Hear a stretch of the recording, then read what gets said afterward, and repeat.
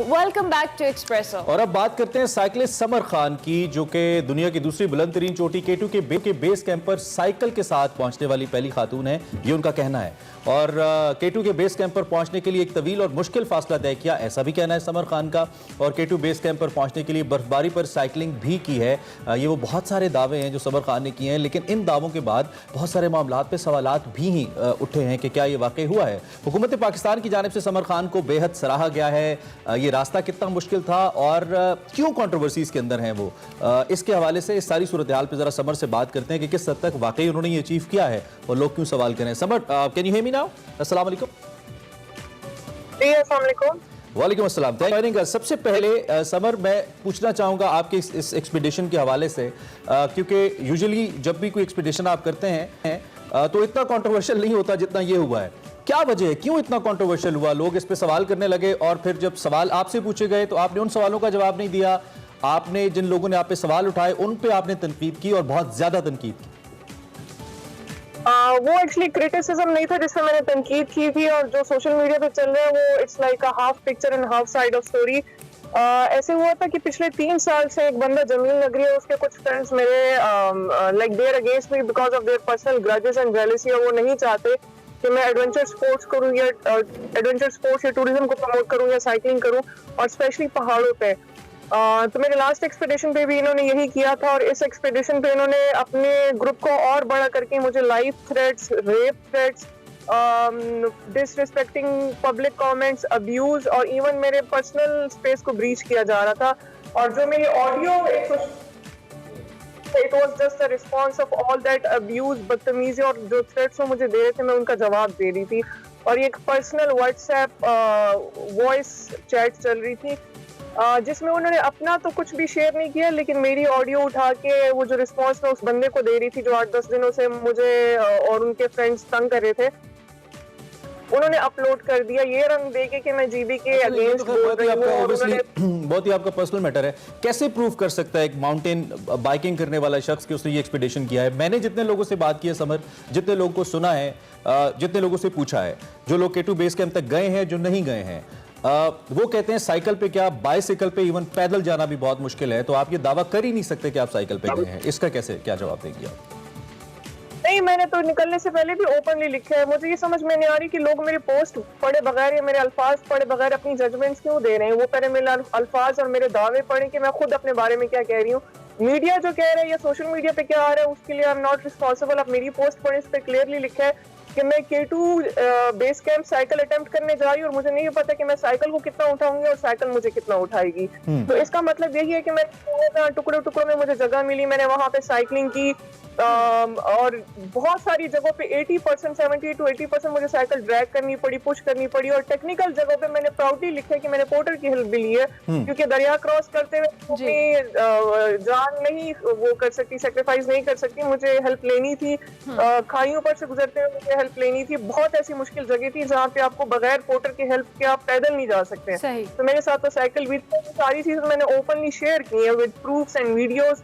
एक फिल्म भी आ रही है क्योंकि मैं कैमरा टीम लेके गई थी, लेकिन उसकी रिलीज होने में टाइम लगता है, और अगर अभी आवाम सब्र करे तो जरूर सारे प्रूफ देख लेंगी। ठीक हो गया। अच्छा समर, जिस तरह से आपने कहा कि ऑब्वियसली K2 बेस कैंप तक जाना बहुत ज़्यादा चैलेंजिंग है और साइकिल पे जाना बहुत चैलेंजिंग है, तो आपको आइडिया क्यों आया कि आपने K2 बेस कैंप पे साइकिलिंग करके जाना? ऑब्वियसली ये आपका 40 भी है, बट स्टिल, और उसके साथ साथ जो चैलेंजेस मजीद आप उनको एलेबोरेट कर सके कि किस तरह के चैलेंज, वेदर कंडीशंस कैसी थी ओवरऑल, और आपको किस तरह के चैलेंजेस फेस करने पड़े?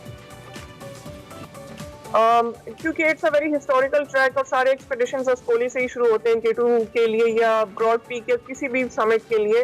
तो मैं चाह रही थी कि मैं इस हिस्टोरिकल ट्रैक पे साइकिल अटेम्प्ट करूं जहां जहां पॉसिबल है। और दूसरा ये कि इसमें through my cycling I would love to promote mountain bike as an eco ride, और क्लाइमेट चेंज के बारे में मैं बात कर सकूं कि कैसे हम साइकिलिंग के जरिए उसको टैकल कर सकते हैं। और एक फिल्म बनाना चाह रही थी, that was the objective of my expedition. बहुत ज़्यादा एक्सट्रीम, हर स्टेज बहुत मुश्किल है। अब हर स्टेज वाइज आपकी एनर्जी ड्रॉप होती है, ऐसे मुश्किल मुश्किल ट्रैक से आपको गुजरना पड़ता है कि कभी लगता है कि इससे आगे तो हम जा ही नहीं सकते हैं। और मैक्सिमम माउंटेनियर से हमसे हमारी बात होती है, अली सतपारा के वाकये के बाद माउंटेनियरिंग का बहुत ट्रेंड हुआ और हमें भी इत्तेफाक हुआ, और हम वो शो हैं जो मुसलसल एक फ्लैगशिप शो हैं टूरिज्म को लेकर हम लेके चल रहे हैं, और हमारी जीबी और इन जगहों पे हमारी व्यूअरशिप भी बहुत अच्छी है, लोग हमें फीडबैक देते हैं।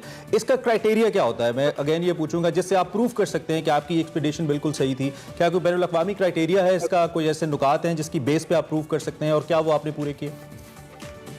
ये सारे स्पोर्ट्स एडवेंचर स्पोर्ट्स के अंदर आते हैं, जिसकी लकीली मैं इसलिए कहूंगी कि पाकिस्तान में कोई फेडरेशन एसोसिएशन या सेंट्रल बॉडी नहीं है, क्योंकि इसीलिए हम लोग आजाद अपना स्पोर्ट्स करने में, और कोई पॉलिटिक्स फिलहाल हमें फेस नहीं करनी पड़ रही। इसका क्राइटेरिया ये है कि जब भी कभी आप पीक समिट करते हैं या कोई एक्सपेडिशन करते हैं या साइकिलिंग एक्सपेडिशन करते हैं, तो उस पूरे ट्रैक की वीडियोस एंड पिक्चर्स प्लस आपके जो साथ वोटर्स होते हैं या जो लोकल टीम होती है उनके विटनेस स्टेटमेंट्स दिए जाते हैं एंड में, ये प्रूफ करने के लिए कि आपने ये काम किया है।